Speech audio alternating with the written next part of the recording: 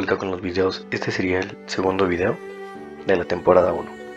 La última vez hablamos de los números, de la recta numérica, cómo se acomoda en la recta numérica, que se ve así. Y decíamos que era muy importante recalcar que en el 0 hay un espejo sobre el cual se reflejan los números positivos. Ahora, esto de que hay números positivos a la derecha y negativos a la izquierda es una convención. Todo funciona de la misma forma si fueran positivos a la izquierda y negativos a la derecha. Pero bueno, es una simple convención. Entonces decíamos, sobre el espejo se reflejan todos los números positivos. Ahora, para indicar que uno es reflejo de otro, se le suele poner un menos. O sea, este sería el normal y su reflejo sería este. Todo lo que sucede de un lado, sucede del otro. Así como cuando uno se para frente a un espejo y todo lo que haga uno con su mano se va a ver reflejado. Pues bien, ahora vamos a empezar a jugar con estos números, con lo que llamaremos operaciones. ¿Qué es una operación? Una operación es tomar dos números, en este caso porque son binarias, y convertirlos en un tercero. Es como moverse dentro de la recta, brincar de uno a otro. Prácticamente las operaciones básicas son suma y multiplicación. Ahora, ¿qué es una suma? Una suma es brincos de rana. Brincar como una rana quiere decir brincar poquito. Entonces, un brinco de rana, por ejemplo, si tenemos el 0, el 1, el 2, el 3, un brinco de rana sería de 1 en 1, por ejemplo. Ahora podremos ir sumando de 2 en 2, claramente. Ahora podremos ir sumando de 3 en 3. En el caso de una multiplicación es muy parecido. Una multiplicación ahora son brincos de conejo. Los brincos son un poquito más grandes que en una suma. En una multiplicación podremos dibujarlo así y ver los brincos de 2 en 2 cuando es la tabla del 2, de 3 en 3 cuando es la tabla de 3 y así sucesivamente. Ahora, estas dos operaciones en el fondo son muy parecidas. La suma y la multiplicación son como primas hermanas. ¿Por qué digo yo que son como primas hermanas? Porque tienen propiedades que las identifican bastante bien. Propiedades muy parecidas. Por ejemplo, para empezar, ambas son binarias. ¿Qué quiere decir eso de que sean binarias? Binarias, que son operaciones que van de 2 en 2. O sea, para poder sumar, uno tiene que agarrar un 2 más 2, un 2 más 3, por ejemplo. Entonces agarramos dos elementos, 1 y 2. A eso se refiere con binarias. Lo mismo para multiplicar. Para multiplicar es 2 por 4, por ejemplo. 5 por 10. Tomamos 1 y tomamos 2 elementos. Eso quiere decir binarias. Existen operaciones de 3 elementos, de 4, de n elementos, una cantidad enorme de elementos. Pero las más básicas son binarias, de 2 en 2. ¿Por qué no unarias? Porque uno no tiene mucho sentido. ¿En qué lo conviertes si no tienes nada con que operarlo? Entonces decimos de 2 en 2. Esto que estamos dibujando aquí es como la caja de herramientas con la que vamos a jugar. La suma y la multiplicación son como los dados del tablero, es la recta numérica. Y pronto empezaremos a jugar en el tablero. Bueno, también existe la conmutatividad en ambas. Conmutan. ¿Qué quiere decir que conmutan? Que es lo mismo agarrar 2 más 3 que 3 más 2. Lo mismo con la multiplicación, 2 por 3 que 3 por 2. Esto parece una obviedad, pero ya veremos que de las obviedades partimos a cosas menos obvias. De hecho, no todas las operaciones conmutan. En matrices es un ejemplo muy interesante porque ahí no conmutan. Si uno se imagina un cubo de Rubik que lo empiezas a mover, no es lo mismo mover primero el derecho y luego el de arriba que primero el de arriba y luego el derecho. Bueno, también cumplen cerradura. ¿Qué quiere decir cerradura? Que siempre que tomemos dos números de la recta numérica, porque son binarias, vamos a volver a caer en la recta numérica, que nunca nos vamos a salir de la recta numérica, eso es lo que dice.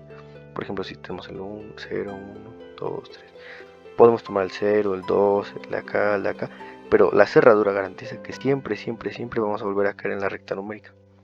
Ahora, esto no pasa para todas las operaciones. Tenemos el caso de las raíces. Si uno agarra la raíz de un número negativo, por ejemplo, ahí uno se sale de la recta numérica. y entra en otra recta que es la recta de los imaginarios.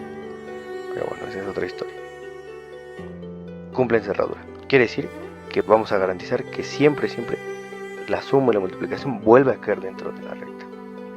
Ahora, también se cumple asociatividad. Asociativa de este lado. Bien, ¿qué quiere decir asociativa? Es algo así como 2 más 3 más 4. Que los tomes como los tomes, tú vas a agarrar primero, vas a operar de 2 en 2. ¿Por qué? Porque son binarios. Y asociativa te dice, tómalos como gustes. Binaria te dice, agárralos de 2 en 2. Y asociativa te dice, como gustes. Pudiste haber agarrado 2 más 3, que nos da 5, y después haber sumado 4, nos da 9. O pudimos haber agarrado primero 3 más 4, que nos da 7, y haberle sumado después un 2, y caemos en el 9. O pudimos haber agarrado 2 y 4, que nos da 6, y después sumarle el 3, que nos da 9. La asociatividad garantiza que vas a agarrar de 2 en 2, por binarias, porque son operaciones binarias. Pero la asociatividad garantiza que los tomes como los tomes, siempre vamos a poder llegar al mismo resultado. Lo mismo sucede con la multiplicación. Un ejemplo rápido sería 2 por 3 por 1, por ejemplo. Entonces ahí agarramos 2 y 3 son 6 por 1, 6. Otro ejemplo sería, por ejemplo, 3 por 3 por 2. 3 por 3 son 9. Por 2, 18. O pudimos haber agarrado 3 por 2 son 6 y 3, y luego por 3, que son 18. La asociatividad garantiza que como los agarres, no importa, siempre y cuando todos terminen jugando. Siempre y cuando termines agarrando a todos los elementos que estás operando. Bien, asociativa, con mutas, cerradas, y vemos que se van pareciendo bastante. Aquí hay una cosa muy interesante, tienen un neutro, es decir, hay un número y solo uno, que eso es un teorema, que no le hace nada, lo deja inmutable al número. Por ejemplo, en el caso de la suma es el 0 y en el caso de la multiplicación es el 1. ¿Por qué? Porque sumar 0, 2 más 0, pues deja el mismo número.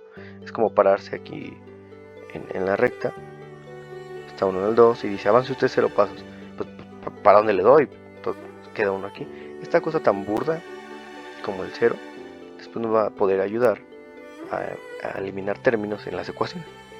Ahora, en el caso de la multiplicación, por ejemplo, 3 por 1, pues vuelve a ser 3. Es como si no lo hubiéramos tenido nunca. Es como si ese 1 estuviera de sobra. Bien, ahora hay un negativo en ambos casos.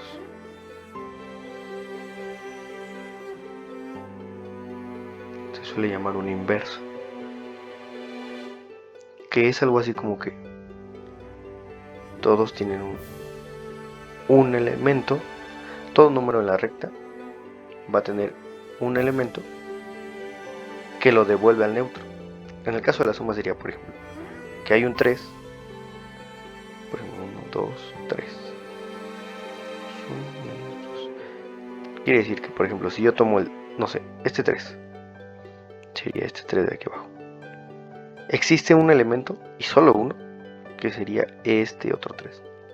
Tal que cuando yo lo sume, cuando yo los opere, vuelvo a caer en el neutro. Caigo en este neutro. Lo mismo sucede en el caso de la multiplicación. Por ejemplo, yo tengo el 2 y agarro su neutro, digo su inverso, que sería el 1 medio. Cuando yo los opere, 2 por 1 medio, caigo en el neutro, pero de la multiplicación, que en este caso es el 1. ¿Por qué? Porque si multiplicamos 2 por 1 medio, lo que hace uno es 2 por 1 medio. Le pone una patita abajo al 2 para que sea fracción con fracción, peras con peras, manzanas con manzanas. La multiplicación es directa, 2 por 1, 2 y 1 por 2, 2. 2 pesos entre dos personas, 1. Bien. Esto es lo que llamamos una resta y una división. Por eso es que basta con la suma y la multiplicación, porque la resta y la división vienen implícitos dentro de las propiedades de la suma y la multiplicación. Espero me está dando a entender. La última de las características que vamos a mencionar es una que concierne ambas. De hecho, es tan importante que en análisis matemático después se lleva. Es una propiedad que se arrastra. Y cuando uno analiza todas las propiedades, al final nos quedamos con 3. Y una de las más importantes es esta. Es la distributividad.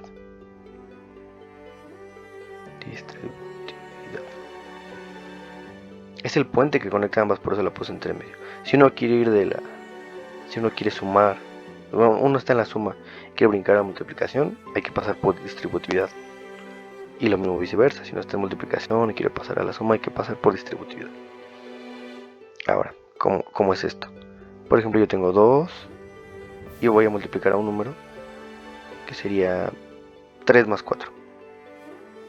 Ahora, el camino normal, el camino común que seguiríamos todos, sería el siguiente. Uno diría,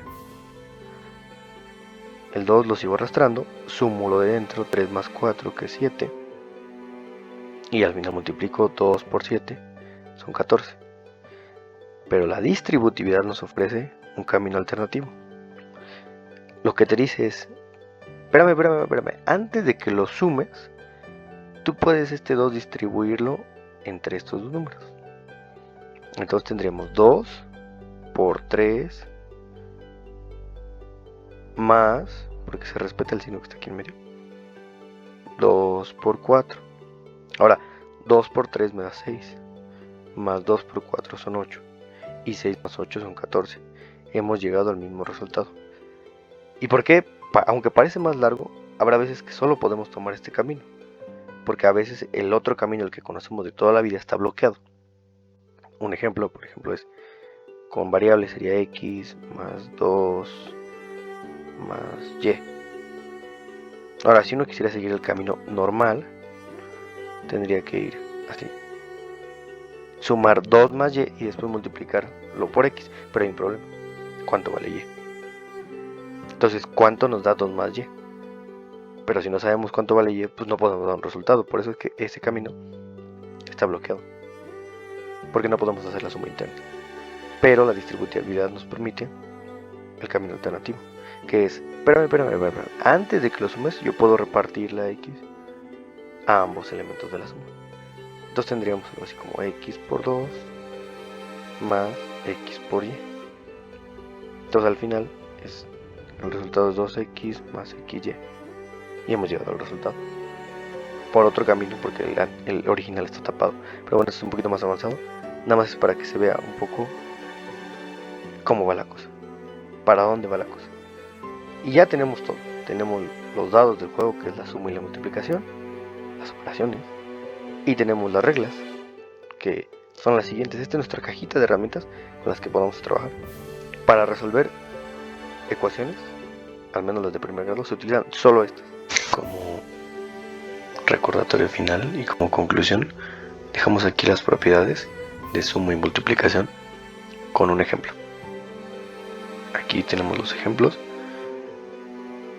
De esto es donde vamos a echar mano al final, cuando estemos resolviendo ecuaciones. De aquí, esta es nuestra caja de herramientas. Cuando no sepamos qué hacer, volvemos aquí y aquí es donde nos agarramos. Ahora hay que aprender a usarlas, claramente, pero eso viene en los siguientes videos. Por ahora basta, no tanto con que aprendan el nombre, basta con que sepan que existen, que estas cosas que tenemos por obvias, hacerlas conscientes. ¿Por qué? Porque después vamos a poder ir justificando pasito a pasito cada operación que hagamos, y con los pies firmes en la tierra, sin miedo que se nos tambalee el piso, vamos a poder resolver ecuaciones con una mano en la espalda y con los ojos vendados. Por ahora es todo, nos vemos en el siguiente.